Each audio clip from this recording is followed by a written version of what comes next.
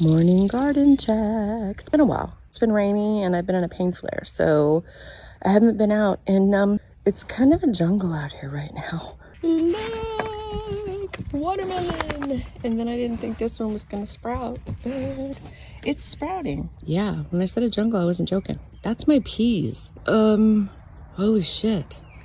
It's a lot. Look. Peas, I have peas. It's a baby. Oh my gosh, look at all the pea pods. Can you see them?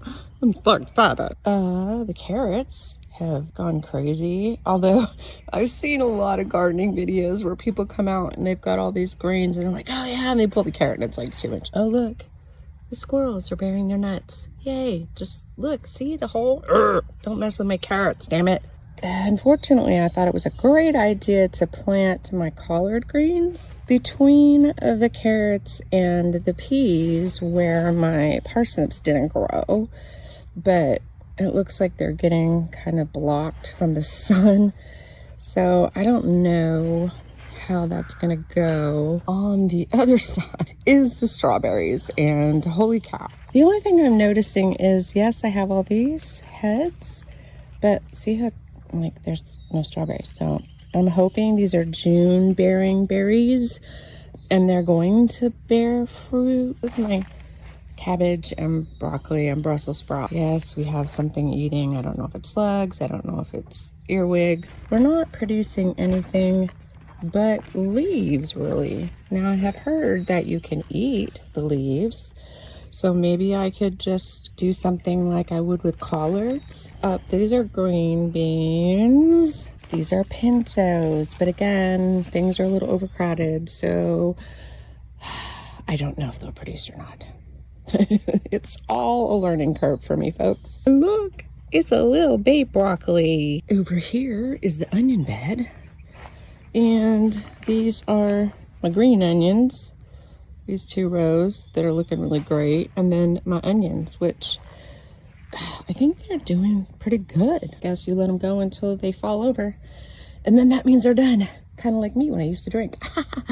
Over there is lettuce. I got more lettuce growing here, which I'm super excited about, that it's been rainy so it hasn't bolted. We've been harvesting off the outside to make our salads so that I don't have to waste a whole entire head of lettuce. But it is so good. Now we come to the tomato and pepper bed. Look at my tomatillo. I mean, there's like so many, and it smells like when you smell, I was out here last night and you could smell the tomatillos. I don't know if you get like that, but like in my mind, I'm like, I just smell salsa. It's gonna be so good. This whole row is Romas, I believe, and we've got blossoms. These are my Cherokee purples, and they're like more of a bush. Oh, look, I think I see flower heads. Oh my God, just please produce. They're the best tomato on a sandwich. This is my beefsteak. For all those people that said beefsteaks won't grow in Washington. Hello? She's growing, folks. I don't know what to tell you. And then this is my jelly bean. So these would be my salad meters. Jelly bean, you think little sweet tomatoes, and I am here for that. See, again, I really think that's slug damage.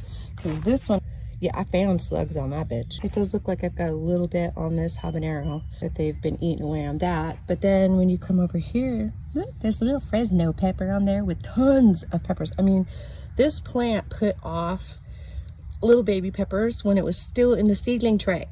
So it really wants to produce. The rest of them are getting bigger. They're looking pretty good. They were kind of sad and floppy there for a while. So again, see slugs?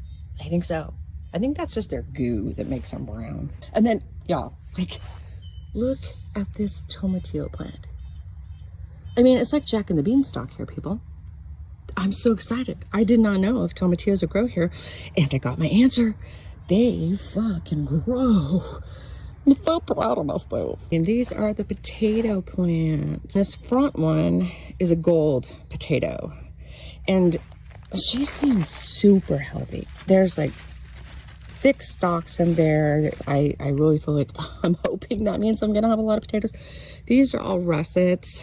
They're starting to brown and fall down, and I don't know if that means that they're getting to the point where they're almost ready to harvest, or if I'm just not taking care of them correctly.